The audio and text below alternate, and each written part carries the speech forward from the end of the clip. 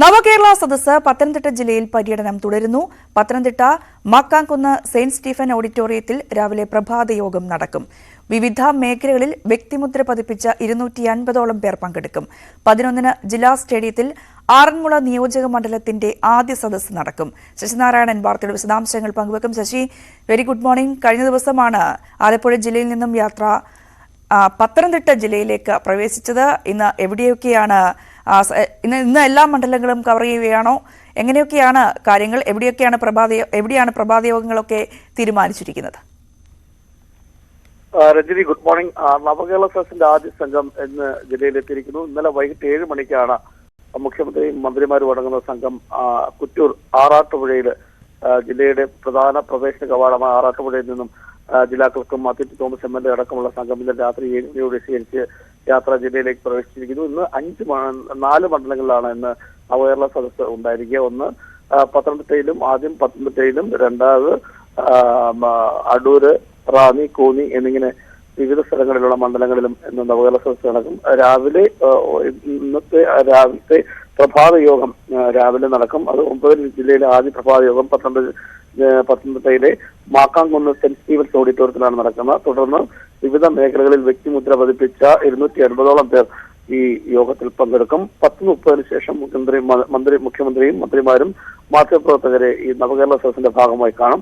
11 മണിക്കാണ് ജില്ലയിലെ ആദ്യ സദസ്സ് നടക്കുന്നത്. ആറന്മുള നിയോജക മണ്ഡലത്തിലെ ആദ്യ സദസ്സ് പത്തനംതിട്ട ജില്ലാ സ്റ്റേഡിയത്തിൽ 11 മണിക്ക് നടക്കും. തുടർന്ന് 3 മണിക്ക് റാന്നിയിലും അതുപോലെ തന്നെ 4:30 കോന്നിയിലും അടൂരും നവകേരള സദസ്സ് നടക്കും. അങ്ങനെ വിവിധ 5 മണ്ഡലങ്ങളിലുള്ള ഇന്നലെ ഒരു മണ്ഡലം നവകേരള സദസ്സ് പൂർത്തിയാക്കിയ ബാക്കിയുള്ള 4 മണ്ഡലങ്ങളിലും ഇന്ന് നവകേരള സദസ്സ് പൂർത്തിയാക്കി. വൈകിട്ട് 6:30 അടൂരിലെ നവകേരള സദസ്സും പൂർത്തിയാക്കിയ ശേഷം കൊല്ലം ജില്ലയിൽ പ്രവേശിക്കും. എന്തായാലും വലിയ സുരക്ഷാ സംവിധാനങ്ങൾ കൂടി ഈ നവകേരള സദസ്സിന് ഒരുക്കിയിട്ടുണ്ട്. കഴിഞ്ഞ മറ്റ് ജില്ലകളിലൊക്കെ ഉണ്ടായ പോലെ ഒരു പ്രതിഷേധം പത്തനംതിട്ട ജില്ലയിലും ഒരുപക്ഷെ ഈ മുഖ്യമന്ത്രിക്ക് കരിക്കുടി കാണിക്കുക അല്ലെങ്കിൽ മറ്റു കാര്യങ്ങൾ പ്രതിഷേധിക്കുക തുടങ്ങിയ ജില്ലയിൽ ഉണ്ടാകുമെന്നുള്ള കാര്യം വ്യക്തമായതുകൂടി തന്നെ വലിയ ഒരു സുരക്ഷാ സംവിധാനം കൂടി പത്തനംതിട്ട ജില്ല ഏർപ്പെടുത്തുന്നത്. കാരണം ശബരിമലയുടെയൊക്കെ വിഷയങ്ങളും അതുപോലെ തന്നെ മറ്റ് രാഷ്ട്രീയ വിഷയങ്ങളൊക്കെ നിൽക്കുന്ന സാഹചര്യത്തിൽ മുഖ്യമന്ത്രിക്കെതിരെ ഒരു പ്രതിഷേധം സംഘത്തിനെതിരെ ഈ നവകേരള സദസ്സുമായി ബന്ധപ്പെട്ടുണ്ടാകുമെന്നുള്ള ഒരു സൂചനയുണ്ട്. അതുകൊണ്ട് തന്നെ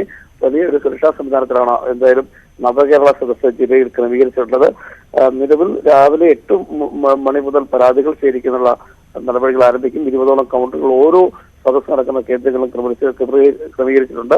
ഭിന്നശേഷിക്കാർക്കും മുതിർന്നവർക്കൊക്കെ പ്രത്യേക കൗണ്ടറുകൾ സജ്ജമാക്കിയിട്ടുണ്ട്. 10,000-ഓളം പരാതികൾ ജില്ലയിൽ നിന്ന് ലഭിക്കുന്നതാണ് ഈ അധികൃതരുടെ ഒരു വിലയിരുത്തൽ. എന്തായാലും ഓരോ സ്ഥലത്തും ഗതാഗത നിയന്ത്രണം പത്തനംതിട്ട ജില്ലയിലെ ഓരോ സദസ്സ് നടക്കുന്ന സ്ഥലത്തും ഗതാഗത നിയന്ത്രണങ്ങൾ പോലീസ് ഇന്നലെ തന്നെ ഏർപ്പെടുത്തിയിട്ടുണ്ട്. പക്ഷേ നവകേരള സദസ്സുമായി ബന്ധപ്പെട്ട് ഇന്ന് പത്തനംതിട്ടയിൽ നടക്കുന്ന പ്രഭാത യോഗത്തിൽ നിന്നും പത്തനംതിട്ട ജമാഅത്ത് വിട്ടുനിൽക്കാൻ തീരുമാനിച്ചിട്ടുണ്ട്. ജസ്റ്റിസ് ആത്മാവിയുടെ നിര്യാണവുമായി ബന്ധപ്പെട്ട് മന്ത്രിമാരും പങ്കെടുക്കാത്ത സാഹചര്യത്തിൽ ഒരു പ്രതിഷേധം അന്ന് തന്നെ ഉണ്ടായിരുന്നു. അതുകൊണ്ട് ആ സാഹചര്യത്തിലാണ് ഈ നവകേരള സദസ്സുമായി ബന്ധപ്പെട്ട് ഇന്ന് പത്തനംതിട്ട ജമാഅത്ത് കമ്മിറ്റി വിട്ടുനിൽക്കാൻ തീരുമാനിച്ചിട്ടുള്ളത്. എന്തായാലും രാവിലെ 9 മണിയോടുകൂടി തന്നെ പ്രഭാത യോഗം ആരംഭിക്കും. എല്ലാ ക്രമീകരണങ്ങളും പറഞ്ഞു. ശശി, അതിൽ ഏറ്റവും പ്രധാനപ്പെട്ട കാര്യം നേരത്തെ സൂചിപ്പിച്ച വലിയ സുരക്ഷ ഒരുക്കുന്ന ഒരു പശ്ചാത്തലമുണ്ട്. കാരണം ഈ യൂത്ത് കോൺഗ്രസിന്റെയും കേസിന്റെയും ഭാഗത്തുമൊക്കെ പ്രതിഷേധം തുടർന്നു വരുന്ന നമ്മൾ കണ്ടതാണ്. അതിന് പോലീസ് സ്വീകരിച്ചതും മുഖ്യമന്ത്രിയുടെ ഗൺമാനൊക്കെ സ്വീകരിച്ച നടപടിയും നമ്മൾ കണ്ടതാണ്. അതിനെയൊക്കെ മുഖ്യമന്ത്രി ഇന്നലെ ന്യായീകരിച്ച് രംഗത്തെത്തിയതും നമ്മൾ കണ്ടതാണ്. അതിൽ വലിയ വിമർശനം ഉയരുന്ന ഒരു സാഹചര്യമുണ്ട്. സ്വാഭാവികമായും ഇത്തരത്തിൽ ഇങ്ങനെ വിമർശനമോ വിവാദമോ വരുമ്പോഴും ഈ നവകേരള സദസ്സ് തുടങ്ങിയപ്പോൾ മുതൽ മുഖ്യമന്ത്രി മാധ്യമങ്ങളെ കാണുന്നുണ്ട്, വിശദീകരിച്ച് പോകുന്നുണ്ട്. ഇന്നും അങ്ങനെ ഒരു വിശദീകരണം പ്രതീക്ഷിക്കണോ? എന്താണ് അതുമായി ബന്ധപ്പെട്ട ഒരു സാഹചര്യം? രജനി, അത് തന്നെയാണ് ഈ യുവമോർച്ചയായാലും യൂത്ത് കോൺഗ്രസിന്റെ പ്രവർത്തകരായാലും ഒക്കെ ഒരു വലിയ പ്രതിഷേധം മുഖ്യമന്ത്രിക്കെതിരെ ഉയർത്താനുള്ള കാരണം. നിലവിൽ ഈ ഗൺമാനും അതുപോലെ ഈ പോലീസിന്റെ ഒക്കെ ഒരു മർദ്ദനം ഏൽക്കേണ്ടി വന്നു. സ്ഥിരമായി ഈ പ്രതിഷേധക്കാരെ തല്ലി ഒതുക്കുകയും അതുപോലെ തന്നെ ഔദ്യോഗിക വാഹനത്തിലുള്ള ഗൺമാനൊക്കെ ഇറങ്ങി ഈ ആളുകളെ മർദ്ദിക്കുന്ന സാഹചര്യം അത് ഒരു പ്രതിഷേധത്തിന് കാരണമുണ്ട്. അതുകൊണ്ട് തന്നെ പത്തനംതിട്ട ജില്ലയിലും അതിന്റെ ഒരു പ്രതിഷേധം പ്രതിഫലനം ഉണ്ടാകുമെന്നുള്ള കാര്യത്തിൽ തർക്കമില്ല. എന്തായാലും മുഖ്യമന്ത്രി ഇത്തരം കാര്യങ്ങളെല്ലാം ന്യായീകരിക്കുന്ന എല്ലാ വാർത്താ സമ്മേളനം നമുക്കറിയാം. മുഖ്യമന്ത്രി ഇത്തരം കാര്യങ്ങളെല്ലാം ന്യായീകരിച്ചുകൊണ്ടാണ് പറയുന്നത്. കാരണം തന്റെ സുരക്ഷയ്ക്ക് വേണ്ടിയാണ് ഗൺമാനൊക്കെ ഉള്ളത്. അതുകൊണ്ട് തനിക്ക് സുരക്ഷ ഒരുക്കുകയാണ് അവരുടെ ലക്ഷ്യം. അതുകൊണ്ട് ഇത്തരം പ്രതിഷേധക്കാരെ ഒരുപക്ഷെ കയ്യേറ്റം ചെയ്യുക അല്ലെങ്കിൽ മറ്റു കാര്യങ്ങൾ ചെയ്യുന്ന കാര്യത്തിൽ ന്യായീകരിച്ചുകൊണ്ടാണ് മുഖ്യമന്ത്രി സംസാരിക്കുന്നത്.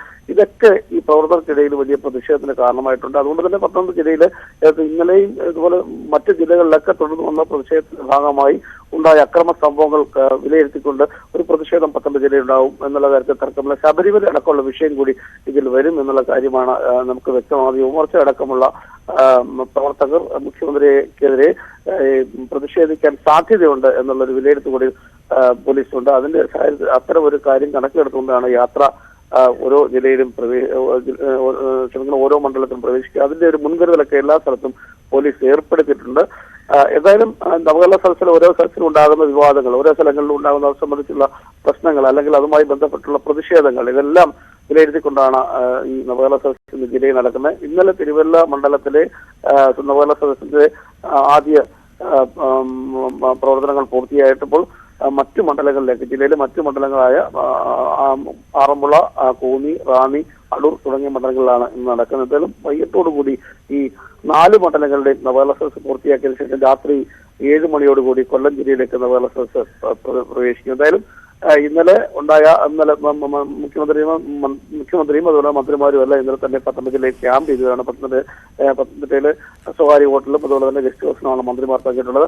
ഇന്നലെ ഈ സംഘത്തിലുണ്ടായിരുന്ന മന്ത്രി AK ശശീന്ദ്രന്റെ ഒരു ശരീര അസ്വസ്ഥ ഉണ്ടായിരുന്നു. അതിനെ തുടർന്ന് മന്ത്രി ശശീന്ദ്രനെ തിരുവനന്തപുരം മെഡിക്കൽ കോളേജിലേക്ക് മാറ്റിയിട്ടുണ്ട്. ബാക്കിയുള്ള മന്ത്രിമാരും മുഖ്യമന്ത്രിയൊക്കെ ഇന്ന് നവകേരള സദസ്സുമായി ബന്ധപ്പെട്ട് പത്തനംതിട്ട ജില്ലയിൽ ഇപ്പോൾ തുടരുകയാണ്. എന്തായാലും അല്പസമയത്തിന് തന്നെ എല്ലാ യോഗം ആരംഭിക്കുന്നതിന് വേണ്ടിയുള്ള 8 മണിയോടുകൂടി പ്രഭാത യോഗം ആരംഭിക്കുന്ന ക്രമീകരണങ്ങളെല്ലാം പൂർത്തിയായിട്ടുണ്ട്. രഞ്ജിനി, യെസ്, അതാണ് പ്രഭാത യോഗങ്ങൾ ആരംഭിക്കാനുള്ള ക്രമീകരണങ്ങൾ പൂർത്തിയായിരിക്കുന്നു. ഇന്നലെയാണ് നവകേരള സദസ്സ് ജില്ലയിൽ പ്രവേശിച്ചത്. വലിയ സ്വീകരണം നൽകിയിരുന്നു.